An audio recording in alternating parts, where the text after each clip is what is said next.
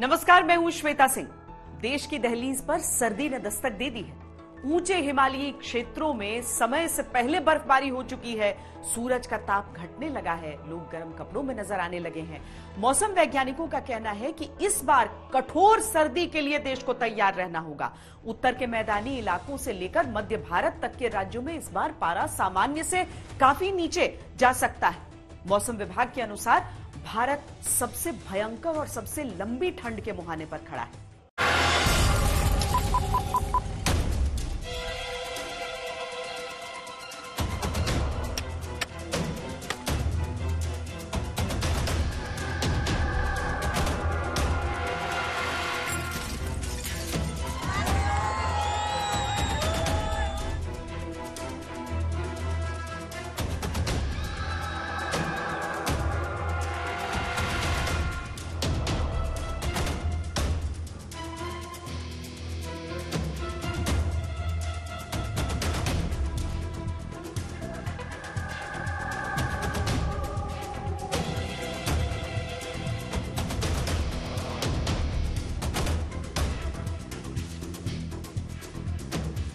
तस्वीरें अतीत के अलावों की हैं, जिन्होंने शीत से बचने को ताप दिया, ठंड से गलती देह को राहत दी।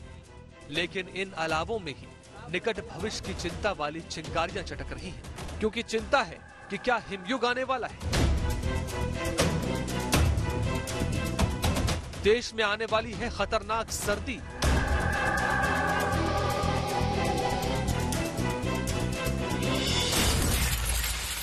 लेकिन जो आजकल ठंड पड़ रही है वो एक बहुत ही भयंकर वाली ठंड है। और इसमें ऐसा हो गया है कि जो दिन का टेम्परेचर है वो बहुत ज़्यादा हाई जाता है। दिन को बहुत ज़्यादा धूप होती है।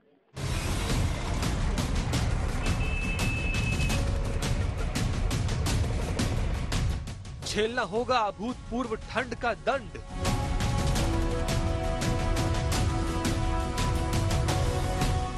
सारे मानक ध्वस्त कर देगा तापमान। तापमान सामान्य से नीचे ही बने रहने की उम्मीद है और शीतलहर सामान्य से थोड़ी सी ज्यादा रह सकती है। सावधान, आगे लॉन्ग विंटर है।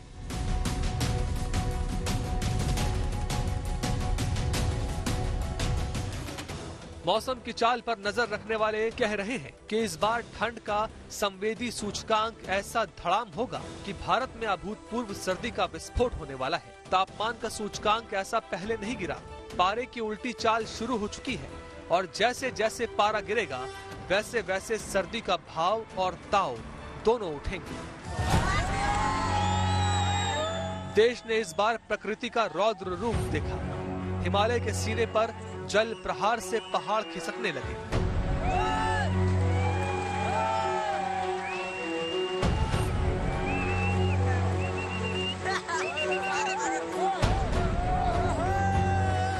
नदियों ने सीमाएं लांघ विनाशकारी विस्तार किया।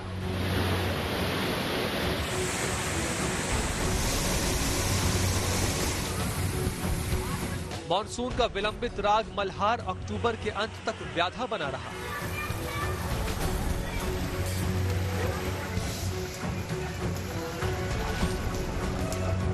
अंबर पर देर तक छाए रहे मेघ ऐसे बरसे कि बर्बादी बन गई।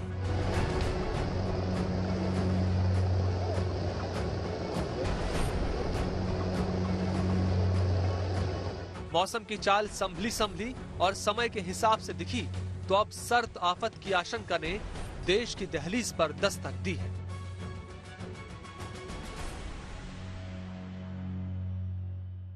जब बर्फबारी होगी उस वक्त हमें वो देखने के लिए मिलेगा। कुछ स्नोफॉल एक्टिविटी नहीं है, तो जैसे ही जो है स्नोफॉल एक्टिविटी आएगी फिर से जो है ठंडक वापस आएगी।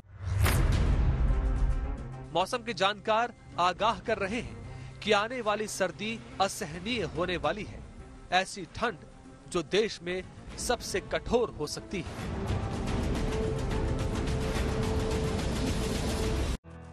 इस बार मॉनसून देर तक बरसा। हिमालय के क्षेत्रों में बर्फबारी अक्टूबर में ही हो गई। इसी से संकेत मिलने लगे कि इस बार सर्दी पहले से ज्यादा होगी। जम्मू कश्मीर, लद्दाख, हिमाचल प्रदेश, उत्तराखंड का मौसम बदला तो यह तय हो गया कि मैदानी इलाकों में हवाएं ठंडी होने वाली हैं। मौसम वैज्ञानिकों ने कहा कि दिसंबर, जनवरी और फरवरी में हवाएं सामान्य से बहुत ज्यादा ठंडी हो सकती हैं। एक रिपोर्ट में कहा गया है कि जनवरी फरवरी के महीने में उत्तर भारत के कई इलाकों में तापमान 3 डिग्री सेल्सियस तक जा सकता है।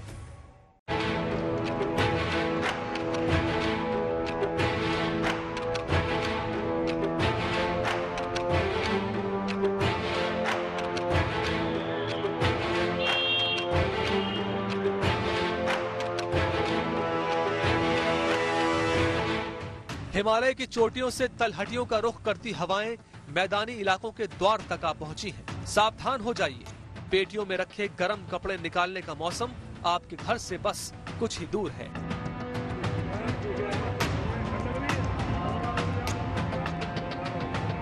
अलाव का बंदोबस्त कर लीजिए। शीतलहर से लड़ने के लिए लोहे जैसा हौसला तैयार रखिए, क्योंकि इस बार की ठंड साधारण और सामान्य नहीं होने वाली है।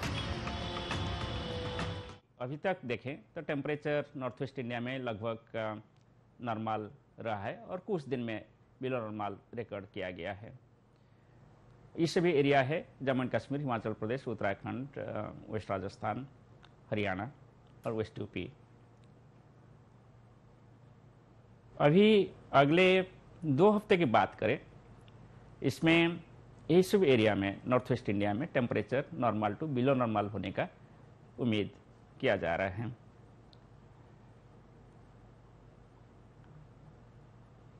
और जो एरिया है जहां टेम्परेचर बिलो नॉर्मल हो सकता है वो है west Rajasthan, Haryana, Himachal Pradesh and west UP area. उत्तर से आई हवाओं से उत्तर भारत कांपने वाला है। ये अंदाजा तभी लगा लिया गया था जब हिमालय की गोद में बसे राज्यों की ऊंची चोटियां समय से पहले ही सफेदी से ढक गईं। 11 अक्टूबर 2021 को ही जम्मू कश्मीर और लद्दाख में बर्फबारी हुई। उसके बाद से रुक रुक कर लगातार बर्फबारी हो रही है। कड़ाके की सर्दी में बर्फबारी देखने वाले लेह शहर में भी 25 अक्टूबर को ही सफेद चादर बिछ गई। अक्टूबर के अंत से पहले ही हिमाचल प्रदेश और उत्तराखंड के ऊंचे क्षेत्रों में भी बर्फबारी हो गई।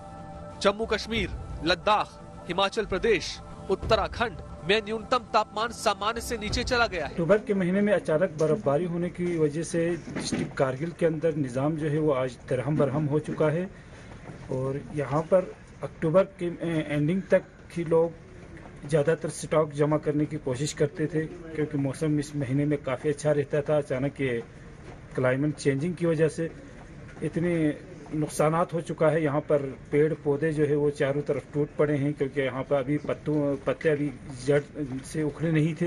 हिमाचल, उत्तराखंड में बर्फबारी का सीजन नवंबर के अंत से शुरू होता है, लेकिन इस बार करीब 1 महीने पहले ही बर्फबारी शुरू हो गई। जम्मू कश्मीर में कड़ाके की सर्दी दिसंबर में आने वाले चिलई कलान के 40 दिन कहे जाते हैं, लेकिन जम्मू कश्मीर में अभी से गिरते पारे ने लोगों को कपाना शुरू कर दिया है। तापमान में अगले 48 घंटे में कुछ हल्का सा राइज आ सकता है न्यूनतम तापमान में, लेकिन जो मैक्सिमम टेम्परेचर है उसमें कुछ फॉल होगा।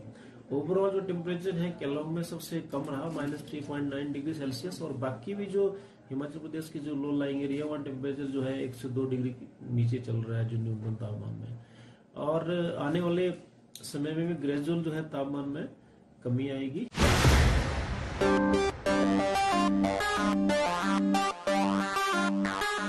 पहाड़ों में गिरता पारा पहाड़ों सहित मैदानों के लिए आने वाले दिनों में मारक साबित हो सकता है।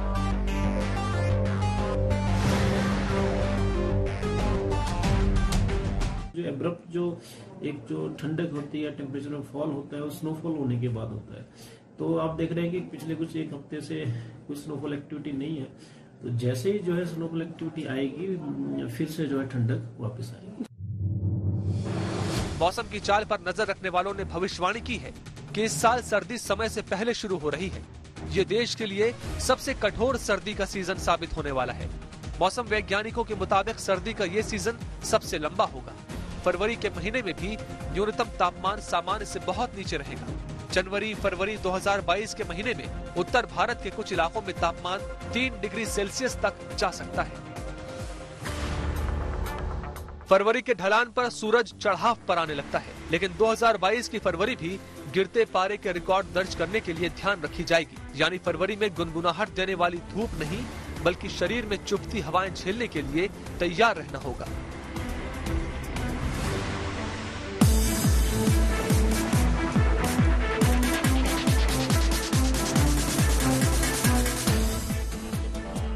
मौसम इस बार टेढ़ी चाल चल रहा है। लंबे सर्द मौसम हड्डियां गलाने वाली ठंड से लड़ने के लिए तैयार रहिएगा।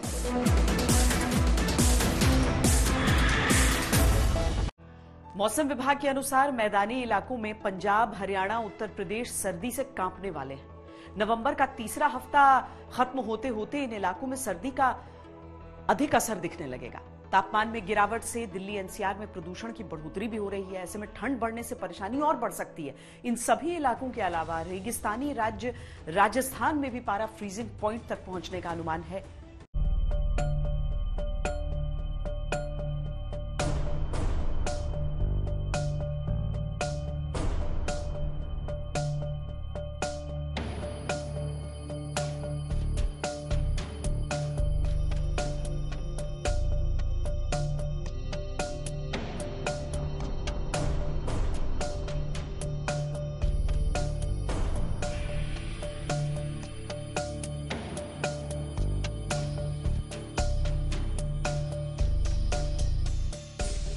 दिल्ली उधार के मौसम पर चलने वाला शहर है। अरावली का अंधड़ इधर का रुख करे तो गर्मी और हिमालय की हवाएं इंडिया गेट तक पहुंचे तो सर्दी। ठंड से पहले दिल्ली का मौसम है ये धुआं, जो वार्षिक उत्सव बन चुका है। ऐसा वार्षिक उत्सव जिसके सम्मान में स्कूलों की छुट्टी होती है, दफ्तरों के दरवाजों पर ताला होता है। दिल्ली में कभी न रुकने वाले कंस्ट्रक्शन पर भी ब्रेक लगाना पड़ता है। हर साल हवाओं में नमी बढ़ते ही दिल्ली प्रदूषण के अंधकार में डूबने लगती है, जिसकी वजह है अक्टूबर के अंत में हरियाणा, पंजाब में जलाई जाने वाली पराली, जिसका धुआं विशाल बादलों की तरह दिल्ली की तरफ आने लगता है। जाड़ों में पहाड़ों से चली ठंडी हवाएं दिल्ली का रुख करती हैं। ये ठंडी हवाएं दिल्ली के आसमान पर छाई गर्म हवाओं की परत के नीचे आ जाती हैं। दिल्ली के आसमान पर गर्म हवा की पहली परत होती है, इसके नीचे ठंडी हवा की परत होती है। ठंडी हवा गर्म हवा के ऊपर नहीं उठ पाती और इसी का नतीजा है कि पराली के धुएं सहित दिल्ली की सड़कों, कंस्ट्रक्शन साइटों और फैक्ट्रियों से निकलने वाला प्रदूषण दिल्ली का दम घोटता रहता है, क्योंकि उसे ऊपर जाने का रास्ता ही नहीं मिलता। कयास है कि दिल्ली में इस बार ठंडी हवाएं लंबे समय तक दोहरी मार कर सकती हैं, यानी दिल्ली सर्द भी होगी, उसके आसमान पर धुएं की गर्द भी होगी। लानीना के कारण क्या होता है कि जो साउथ वेस्ट मानसून होता है साउथ ईस्ट एशिया में, भारत में और बाकी इलाकों में काफी अच्छा होता है, और उसी के कारण जो शीतलहर है वो भी ज्यादा हो जाती है और थोड़ा सर्दी बढ़ जाती है। तो इसका इम्पैक्ट पड़ सकता है इस बार की सर्दी में। और हालांकि अपवाद भी देखने को मिलते हैं कि अभी तक कोई भी बड़ा वेस्टर्न डिस्टर्बेंस नहीं आया है, भारी स्नोफॉल नहीं हुआ है, और जब तक स्नोफॉल नहीं होता तब तक बहुत तेजी से तापमान नहीं गिरते। लेकिन अभी भी तापमान सामान्य से नीचे ही बने रहने की उम्मीद है और शीतलहर सामान्य से थोड़ी सी ज्यादा रह सकती है। ये बहुत ज्यादा खतरनाक नहीं है। इसको इसी तरह समझ सकते हैं कि जो सर्दियां होती हैं थोड़ी सी ज्यादा सीवियर होती है। दिल्ली से सटे हरियाणा, उत्तर प्रदेश और पंजाब जैसे राज्य तो अर्ली और लॉन्ग विंटर की लंबी मार झेलेंगे ही। अनुमान है कि राजस्थान के कई शहर भी इस बार 0 डिग्री सेल्सियस की ठंड का सामना करेंगे। यानी माउंट आबू जैसे शहरों में पानी की परतें पहले से ठोस और मोटी जम सकती है। अब की बार गंगा के मैदानी इलाकों से लेकर रेगिस्तान तक ठंड भयानक उद्दंडता दिखाने वाली है। हर बार मौसम की चाल ऐसी नहीं होती। मौसम की इस बदली चाल के पीछे प्रशांत महासागर में बन रहा लाल नीना वजह है। प्रशांत महासागर की सतह 2 साल से लगातार ठंडी हो रही है। भूमध्य रेखा से आने वाली हवाएं इस ठंडी सतह से होकर गुजर रही हैं, जिससे भारत में सबसे कड़क और सबसे लंबी सर्दी के आसार बन गए।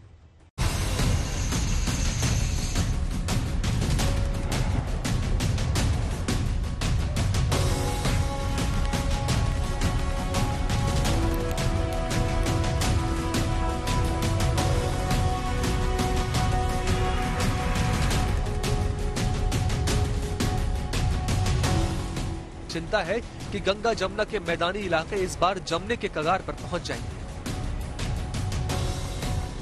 शीतलहर कहर बनकर टूटेगी। कैलेंडर के पन्ने पर दिसंबर दिखेगा और इसी महीने से उत्तर भारत थर थर कांपने वाली सर्दी की चपेट में आ जाएगी।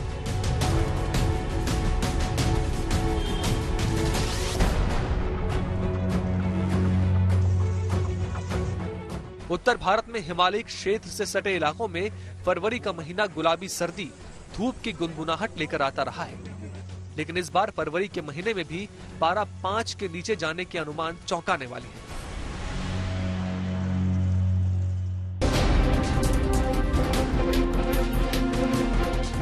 मौसम की इस ढाई चाल के पीछे वजह बताई जा रही है ला नीना। ला नीना समुद्र की सतह पर घटने वाली एक भौगोलिक घटना का स्पेनिश नाम है, जिसका अर्थ है छोटी लड़की।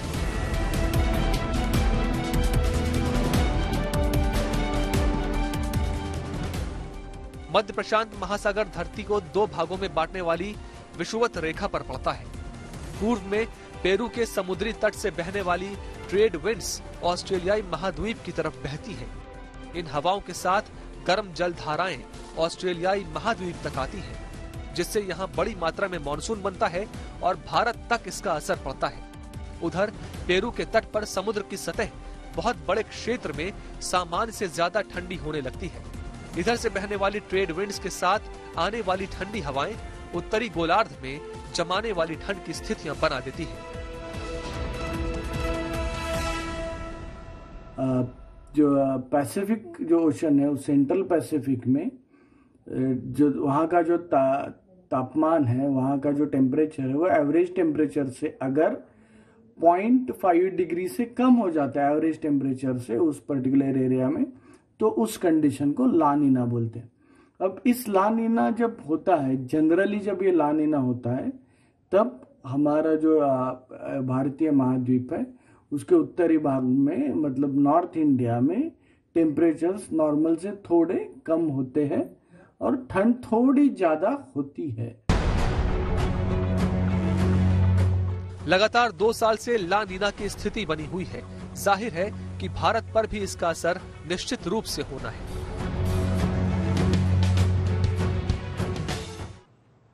ला नीना का मतलब होता है कि वेस्ट इक्वेटोरियल पैसिफिक रीजन पे ज्यादा वार्मिंग हो रहा है और ईस्ट इक्वेटोरियल पैसिफिक रीजन पे कम वार्मिंग हो रहा है। जब अपोजिट होता है, यानी ईस्ट इक्वेटोरियल पैसिफिक ओशन पे ज़्यादा टेम्परेचर बढ़ जाता है मगर वेस्ट इक्वेटोरियल पैसिफिक में टेम्परेचर कम होता है कंपेयर टू नॉर्मल, इसको हम एल नीनो बोलते हैं।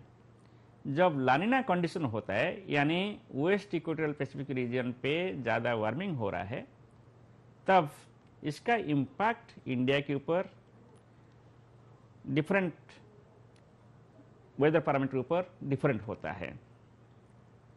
सिमिलरली एल नीनो का, फॉर एग्जाम्पल टेम्परेचर की बात करें नॉर्थ वेस्ट इंडिया का, ये दिखा गया कि जब एल नीनो कंडीशन होता है, यानी ईस्ट इक्वेटोरियल पैसिफिक में ज़्यादा वार्मिंग हो रहा है सी वाटर का, तब नॉर्थ वेस्ट इंडिया में मिनिमम टेम्परेचर विंटर सीजन पे एबव नॉर्मल रहता है, यानी कोल्ड वेव कंडीशंस वगैरह कम होता है। मगर जब ला नीना कंडीशन प्रिवेल करता है, यानी वेस्ट इक्वेटोरियल पैसिफिक ओशन पे आपका ज़्यादा टेम्परेचर एबव नॉर्मल है compare to east equatorial Pacific, इस सीजन पे यानी ला नीना सीजन पे नॉर्थ वेस्ट इंडिया में टेम्परेचर नॉर्मल से बिलो रहने का ज़्यादा प्रोबेबिलिटी होता है। समुद्र की सतह से उठी सर्द हवाएं भारत तक पहुंच रही हैं। अगले 3 महीने पारा ऐतिहासिक रूप से गिरेगा और मुसीबत भी पहले से कई गुना बढ़ेगी। सर्दी के मौसम की मार इस बार उत्तर भारत पर भारी पड़ने वाली है। उत्तर भारत और दक्षिण भारत के कई इलाकों में अक्टूबर के अंत तक बादल बरसते रहे। 1975 के बाद यह पहली बार हुआ जब मानसून की विदाई भी रिकॉर्ड देरी से हुई। लंबे समय तक मानसून का टिके रहना भी इस अर्ली और लॉन्ग विंटर सीजन के पीछे एक वजह है।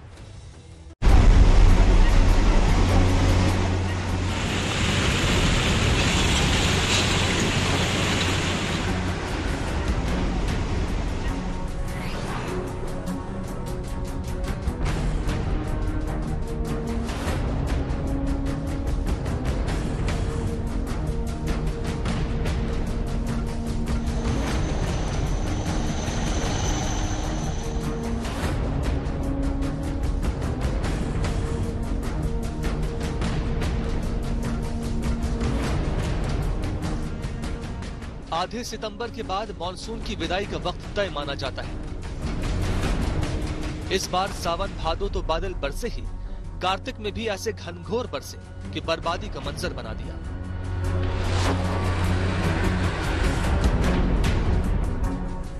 बादलों की मार से देवभूमि कराहने लगी, विशाल पहाड़ पत्तों के ढेर की तरह खिसकने लगे। सड़क, गांव, बस्तियां बर्बाद हो गए। क्रोध में नदियां ऐसी उफनी कि जो कुछ धारा के रास्ते आया ध्वस्त हो गया।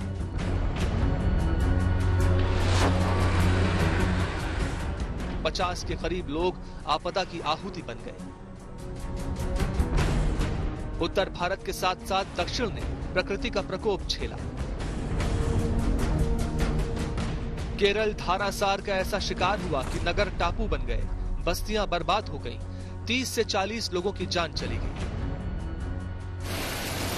ये सब हो रहा अक्टूबर के अंत में, और अक्टूबर छोड़िए नवंबर भी विदाई के बेला में पहुंच गया, लेकिन दक्षिण भारत के आसमान पर बादलों ने अभी भी डेरा डाल रखा है।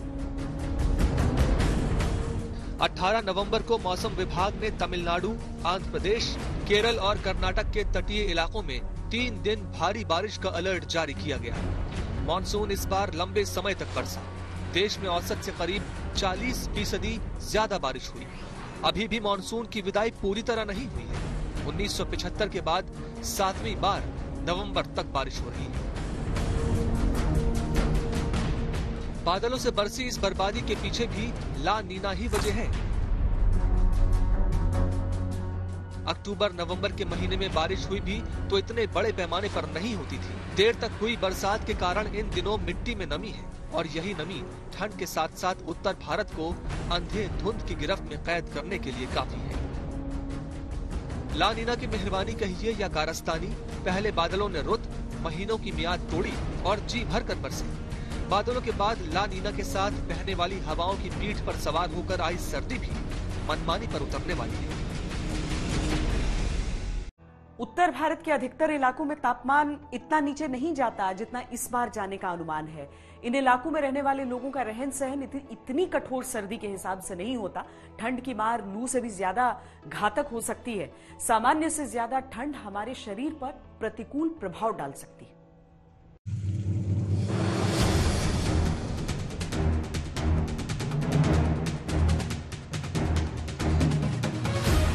उत्तरी पहाड़ी राज्यों जम्मू कश्मीर, हिमाचल प्रदेश, उत्तराखंड, पंजाब, हरियाणा, राजस्थान, पश्चिमी उत्तर प्रदेश और उत्तरी मध्य प्रदेश से मानसून लौट चुका है। पहाड़ों में तापमान समय से पहले ही फ्रीजिंग पॉइंट पर पहुंच चुका है।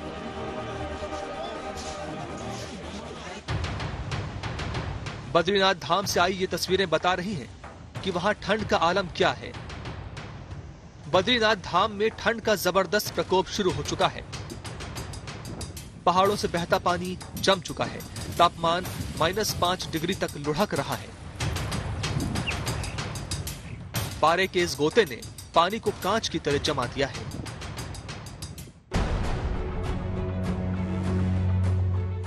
उन्नीस नवंबर की रात श्रीनगर में इस मौसम की सबसे ठंडी रात दर्ज की गई। घाटी में तापमान 0 डिग्री सेल्सियस से नीचे पहुंच गया है। 19 नवंबर की रात को तापमान -1.5 डिग्री सेल्सियस दर्ज किया गया। पहलगाम जम्मू कश्मीर में सबसे ठंडी जगह रहा। पहलगाम में तापमान -4.3 डिग्री सेल्सियस दर्ज किया गया।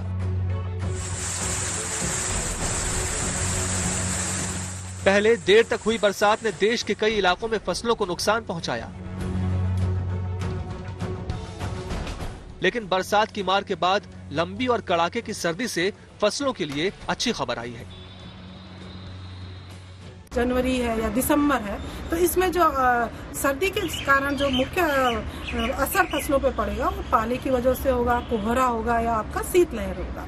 तो इससे जो है किसान भाई बहनों को अपने फसलों को बचाव करना है। जैसे कि सब्जी वर्गीय फसलें हैं, आलू है, टमाटर, बैंगन है, इन पर पाला का काफी बुरा असर पड़ता है। तो पाले की वजह से फसलों पर बुरा असर न पड़े, इसका समय रहते हुए फसलों में इसका उचित प्रबंधन कर लेना चाहिए। तो इसका अनुमान जो है किसान भाई बहन लगा सकते हैं कि यदि आपका जो है सुबह जो है शीतलहर चल रही है और आपका जो अचानक से जो है हवा की गति शांत हो जाती है और आसमान आपका क्लियर है, तो उस रात जो है आपका पाला पड़ेगा। तो इसका छोटा सा उपाय है कि आप जो है स्प्रिंकलर विधि से जो है सिंचाई कर लीजिए। लंबी सर्दी होने से रबी की फसलों पर सकारात्मक असर होगा। दलहन और तिलहन फसलों की खेती भी मिट्टी की प्राकृतिक नमी में हो जाएगी। ठंड का सीजन लंबा खिंचने से गेहूं की उत्पादकता भी बढ़ सकती है।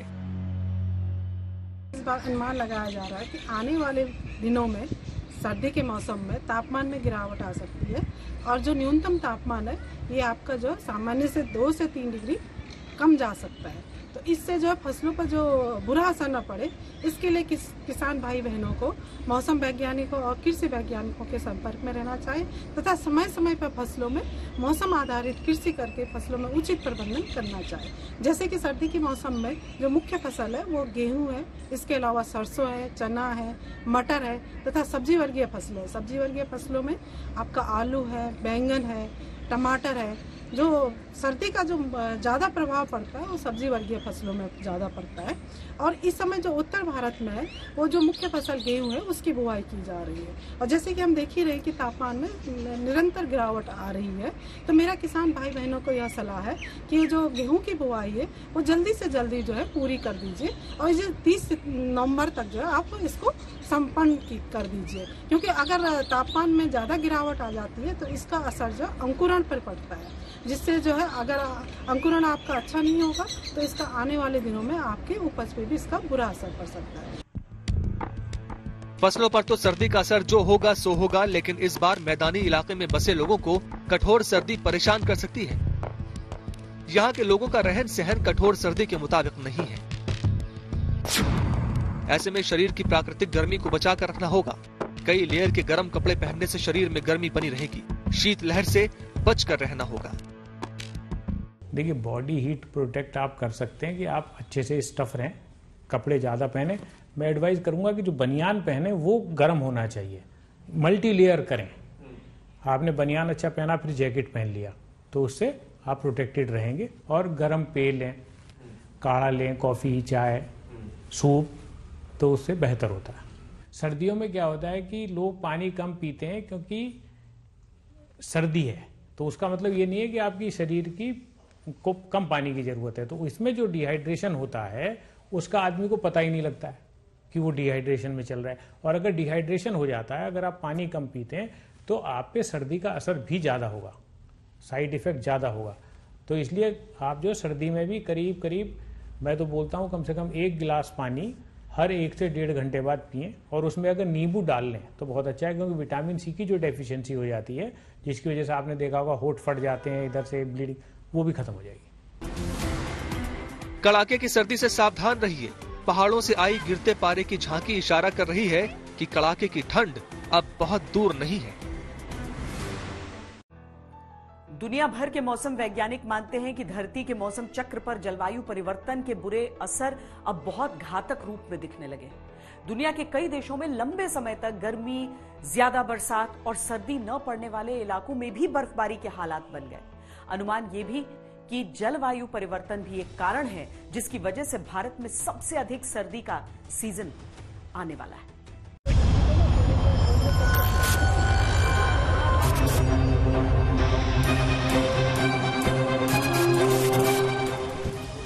मैदानी इलाकों में जाड़ा, पाला और कोहरा सर्दी के मौसम में आम बात रहे, लेकिन अब पारा सब जीरो टेम्परेचर तक पहुंचने के अनुमान है। ऐसे में सवाल है कि क्या धरती पर जलवायु परिवर्तन के घातक असर दिखने लगे हैं और क्या ये भविष्य में और घातक, विध्वंसक और विनाशकारी होने वाले हैं। जनवरी 2021 में अमेरिका के गर्म इलाके वाले राज्य टेक्सास में बर्फ जम गई। जुलाई 2021 में अमेरिका के ओरेगॉन राज्य के जंगलों में भयानक आग लगी। मार्च 2021 में ऑस्ट्रेलिया के जंगलों में आग फैल गई। अप्रैल 2021 में उत्तराखंड के जंगलों में भयंकर आग लगी। अक्टूबर 2021 में उत्तराखंड, केरल में अतिवृष्टि से बाढ़ आ गई।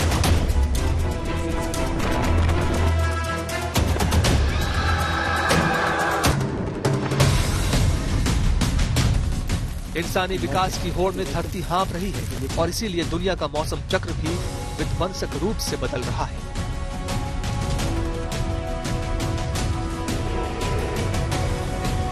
बदलती जलवायु के असर से धरती पर बोझ बढ़ा है। इस बोझ को इंसानों को ही मिलकर घटाना होगा, वरना पलायन के लिए भी कोई जगह नहीं बचेगी। अभी के लिए इतना ही। देश और दुनिया की बाकी खबरों के लिए देखते रहिए आज तक।